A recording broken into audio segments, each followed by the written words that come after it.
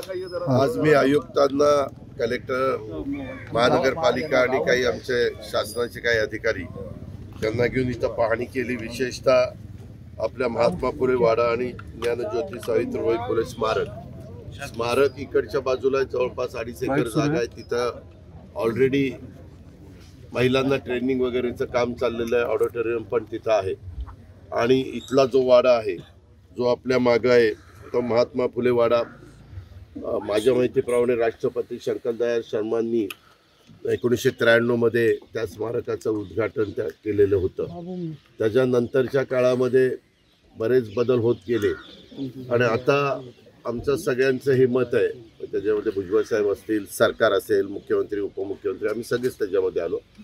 आमचा सगळ्यांचा प्रयत्न हा आहे की हा भाग आणि तो भाग एकत्र करून एक चांगल्या पद्धतीनं, थोडंसं विस्तृत अशा पद्धतीनं दोन्ही स्मारक एकत्र करून जागतिक दर्जाचं असं हे स्मारक करायचं। परंतु त्याच्याकरता अनेक कुटुंबांना शिफ्ट करावं लागणार आहे। मागं प्रशासनाने काही कुटुंबांना शिफ्ट केलं, त्यांना व्यवस्थितपणे त्यांची पर्यायी व्यवस्था केली। आता पाहणी करत असताना काही नागरिक भेटले आणि ते म्हणले की आम्ही जायला तयार आहोत, फक्त आम्हाला वाऱ्यावर सोडू नका, आमची पर्यायी व्यवस्था करा आणि जवळपासच्या एरियातच करा। इथं काही अशा अडचणी आहेत की मालक वेगळा आहे आणि त्याचे खोल्या आहेत किंवा त्याचे घर आहे, भाड्याने दुसरे लोक राहतात। तुम्हाला माहिती आहे की पहिल्यापासून असे भाडे करून ठेवण्याची पद्धत आपल्यामध्ये आहेच। त्याच्यामुळं आम्हाला मालकाला पण समाधानी करावं लागेल, त्याच्याशी पण आम्ही चर्चा करू आणि जो भाडेकरू राहतोय त्या भाडेकरूची पण पर्यायी व्यवस्था त्या ठिकाणी करावी लागणार आहे।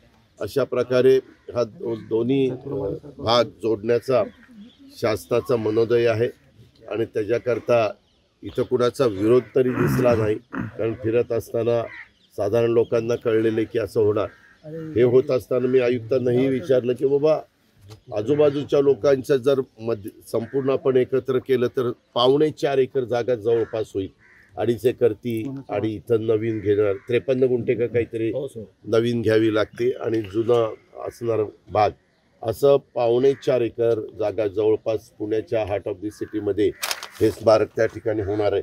आता हे होत असताना आम्हाला सरकारचा प्रयत्न, महानगरपालिकेचा प्रयत्न हाच राहील की त्याच्यामध्ये कुणाला त्रास होता कामा नये। दुसरी गोष्ट म्हणजे त्यांचे रस्ते, त्यांनाही पर्यायी रस्ता हा द्यावा लागेल। उद्या कुणाला असं वाटतं कामा नये की हे स्मारक जोडलं गेल्यामुळं आम्हाला फार लांबनं हेलपाटा मारावा लागतो, कारण प्रत्येकजण आपला स्वतःचाही विचार करतो।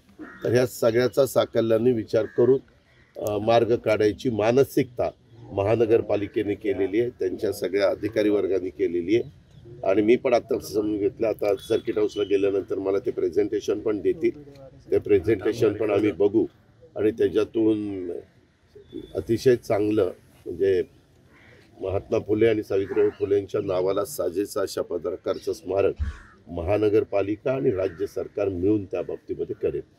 किंमत होती काय, रक्कम येते पुढं, ती बघून तसं शासन निर्णय घेईल। त्याच्यामध्ये शासनाची पण भूमिका पॉझिटिव्ह आहे। आता भिडेवाड्याची पण आपण पाहणी केली सकाळी, नाही भिडेवाड्याचं मी सकाळीच सांगितलं। भिडेवाड्याच्या संदर्भात आपल्याला सगळ्यांना माहिती आहे, ती जागा मात्र फार कमी आहे, 3.25 गुंठे जागा आहे आणि समोर आपला रस्ता आहे, जिथं आपला दगडूशेठ हलवाई गणपतीचं मंदिर आहे, त्या मंदिराच्या बरोबर साधारण समोर ते येतं। त्यामुळे चारही बाजूला सेटबॅक सोडावं लागतील। ते करून आयुक्तांनी मगाशी मला सांगताना सांगितलं जवळपास 14 मजले वर जावं लागेल। आता इतके मजले जाण्यात काही अर्थ नाही, त्याचं म्हणजे उभा फारच कमी रुंदीचं ते होईल। त्यापेक्षा किती रुंदीचं केलं, 6 मजली जावं, 7 मजली जावं वाटताना तर ते बाहेर हेरिटेज स्ट्रक्चर वाटलं पाहिजे, आतमध्ये मात्र मग शाळा भरत असताना सगळ्यांना म्हणजे विद्यार्थ्यांना, टीचिंग नॉन टीचिंग स्टाफला सगळ्या सुविधा तिथं देता आल्या पाहिजे। एक तिथं अडचण आहे पार्किंगची अडचण दूर करण्याच्या करता आम्हाला तिथं पाठीमागे एक जागा आहे जी मगाशी सुचवलेली आहे, ती जागा खास ह्या पार्किंगच्या करता देता येते का, असाही प्रयत्न आम्ही लोक करणार आहोत। आणि तिथं पण चांगलं, आता तिथं फार सुप्रीम कोर्टामध्ये मॅटर गेली होती, माझ्या माहितीप्रमाणे 4/12/2023 जिल्हाधिकाऱ्यांनी तो सगळी जागा ताब्यामध्ये घेतली आणि कॉर्पोरेशनकडे हँडओव्हर केली. कॉर्पोरेशनने आता तिथं पत्रा मारलेला आहे. आता तिथं ज्यांनी हायकोर्टात गेले, जे कोणी सुप्रीम कोर्टात गेले, तिथं न्यायव्यवस्थेने जो काही न्याय द्यायचा आहे तो दिलेला आहे.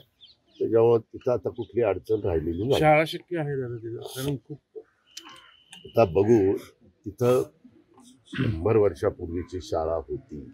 सुरुवात ज्ञानज्योती सावित्रीबाई फुलेंनी तिथं न केली, क्रांतीज्योती सावित्रीबाईंनी. त्याच्यामुळं त्यांना एक आठवण पण राहिली पाहिजे पुढच्या अनेक पिढ्यांना, इथं विशेषतः मुलींना, की आपल्याला पहिल्यांदा मुलींची शाळा क्रांतीज्योती सावित्रीबाई फुलेंनी सुरू केली. अशा पद्धतीनं या सगळ्या गोष्टी त्या बाबतीमध्ये होती.